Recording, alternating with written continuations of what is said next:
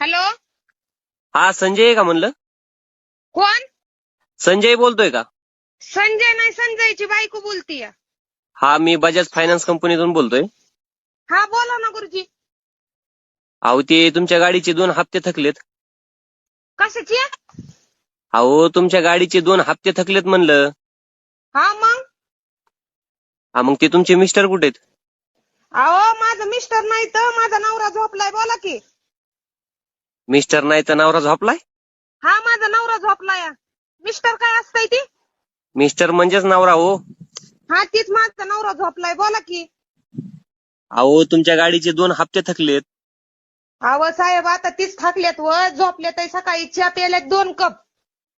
मग मरणाचं थंडी वाजत होती. सकाळी 1 कप दिला आणि मगाशी 1 कप दिला. आता झोपल्यात. बोला की.